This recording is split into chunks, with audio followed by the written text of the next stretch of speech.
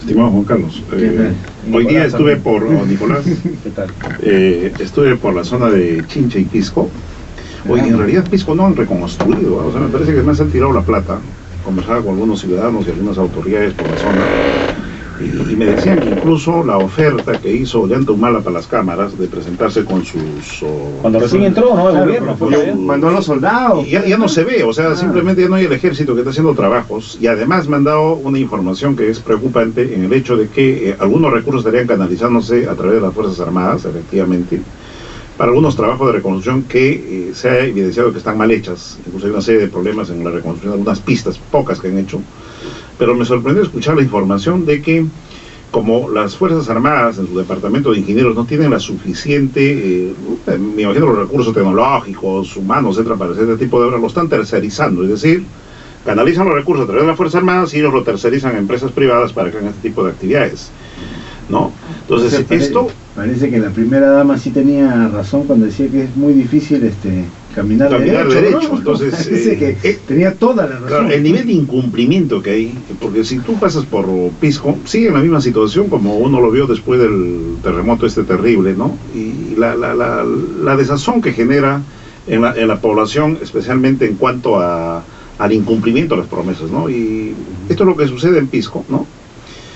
Y indudablemente el gobierno tiene que dejar también de estar ofreciendo demasiado para que después se vaya desacreditando en sectores que son mucho más vulnerables en realidad por su propia situación. Bueno, pero ya, Max, el terremoto de Pisco ocurrió hace casi ya estamos casi 5 años, ¿no?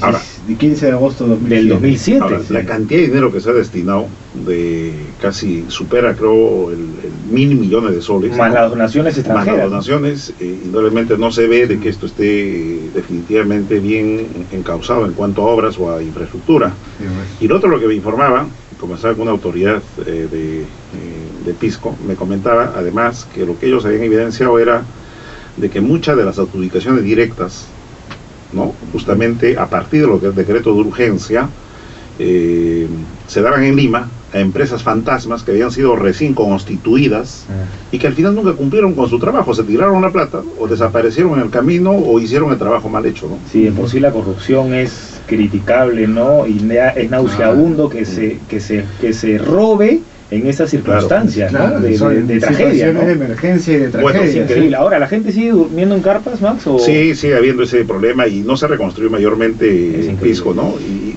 es que ahí, después de ese desastre, yo he tenido la oportunidad de ir cuando ocurrió esto, es que desnudó toda la informalidad en la que vive el país, ¿no? No son sujetos de crédito las personas a las cuales se les cayó su casa, no, porque no tienen títulos, claro, ni siquiera están inscritos, no se sabe, esa propiedad es precaria, no se sabe nada, incluso algunos que recibieron el bono, 6.000, se lo gastaron en otra cosa porque se generaron círculos mafiosos que te compraban ese bono, te daban el dinero en efectivo, obviamente restando una ganancia, y la gente se la tiraba en cualquier cosa también, sí, pues, ¿no? O sea, es toda esa informalidad que hay en el Estado, ¿verdad? Sí, pues, bueno, y el otro aspecto, antes de que ingrese la señora Patricia, que siempre muy atentamente nos llama cada día, yo me permito felicitar al señor Tejada, al muchacho, como lo dice el señor Mulder, sociólogo, ¿no?, que dentro de todo su inocencia política, entre comillas, y tal vez su motivación juvenil, ¿no?, ha logrado definitivamente desenmascarar una serie de irregularidades a propósito de este decreto de urgencia, porque la acusación constitucional contra Alan García, contra el señor Simons, fundamentalmente tiene que ver con el hecho de que a través de estos decretos de urgencia, que no tienen precisamente el propósito que ellos le han dado, ¿no?, de comenzar a trabajar en el proceso de la reconstrucción de vivienda, porque se habla de temas más de tipo económico, financieros, macros, para los cuales se otorgan los decretos de urgencia, pues permite también desnudar nuevamente de que hay gente que se aprovecha de este tipo de autorizaciones, entre comillas, que se van irrogando los del Poder Ejecutivo, de facultades, ¿no?, y que después ni siquiera explican al Poder Legislativo sobre el trabajo que han hecho, ¿no? Pero esto tenía fundamentalmente un propósito, ¿no?, que se está evidenciando ahora, porque también se ha visto de que la inconstitucional de estos decretos de urgencia, porque no tenía el propósito que está enmarcado dentro de la Constitución, ¿no?, Y pues nuevamente nos ratifica de que efectivamente no la mayoría de las personas que están trabajando en el Poder Ejecutivo van pues motivados por un componente social. Cualquier facultad que pide el Ejecutivo debe ponerse, digamos, en tela de juicio, y peor aún si son decretos de urgencia, ¿no? Sí, pues ahora, ¿qué dirás? Ahora, lo grave es que este decreto sigue vigente, pues. Sigue vigente, claro. Ya han pedido la suspensión. Incluso está incluido en el último presupuesto general. Bueno, la señora Patricia. Señora Patricia, buenas noches. Señora Patricia, ¿cómo está? Buenas noches.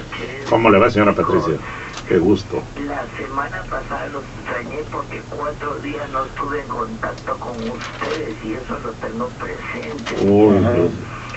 Ahora, ayer querían ustedes una persona que esté suave, tierna, como suelo ser yo, ¿no? Pero de vez en cuando, cuya vez ayer no salió como dijo uno de nuestros ambientes oyentes y que hablamos generalmente de que el programa salió a uno. Es líder en opinión y política todos nosotros, chicos. Gracias. Junto con ustedes. Entonces había que hacer un pequeño temblorcito y a ver nos salió bacán. Y ahora por otro lado, Ollanta, cuando era candidato, él estuvo en contacto para pedir los votos con el pueblo en cada departamento, en cada región, en cada rincón del país. Enfrentó y fue un gallito de pelea. Entonces, él, no a través de un Twitter, tiene que estar en contacto porque ahora es presidente, para eso quiso ser. Pero no se siente que hubiera un liderazgo, hay una ambigüedad. Hay una laxitud que parece que no tuviéramos un presidente. Disculpe que se lo diga, señor Ollanta, y a ustedes, pero usted tiene que ir a cada rincón de su pueblo donde usted pidió el voto y les ofreció tantas cosas. Tiene que ser un líder, un jefe de Estado, porque está gobernando un país junto con 24 millones de habitantes. Y tiene que llegar a los lugares recónditos donde usted antes era la oposición y ahora está del otro lado. Y por último, el señor Valdés, que ha sido mi jefe en inteligencia y... Como su jefe en inteligencia, señora Patricia. Bueno, yo me refiero en seguridad, no de ahí el departamento donde yo trabajo, secretaria. Y era una persona bastante seria. Cuando yo digo inteligencia por seguridad, porque había que cuidar todo, ¿no? Y también el ministro Wilber Calle, desgraciadamente me han decepcionado. Bueno. Porque eran dos personas serias. Bueno. Gracias, señora Patricia. Gracias. Buen fin de semana. Gracias. Renzo nos está esperando, así que antes de ir a la pausa vamos con Renzo. Renzo, muy breve. Aló, señor Tarapaqui, ¿cómo está? Buenas noches. ¿Cómo está usted? ¿Qué tal? Buenas. Un jalón de orejas, señor Tarapaqui, para el programa. ¿Por qué? ¿Qué pasó? Como 10 minutos, toda mi tarjeta me la he gastado. No se preocupe, señor Renzo, se lo vamos a intentar reponer. Una recomendación, solamente tengo un espacio que sea 15 minutos para que no me esperado de más. Oye, disculpe, señor Renzo, por favor, disculpe, señor Renzo, por favor. Para terminar, ya, pero Renzo, tú... van a dar un minuto, la señora siempre tiene suerte, ¿no? Y el señor también. Y a Renzo, ya se te va el minuto, por si acaso. Bueno, ya Renzo.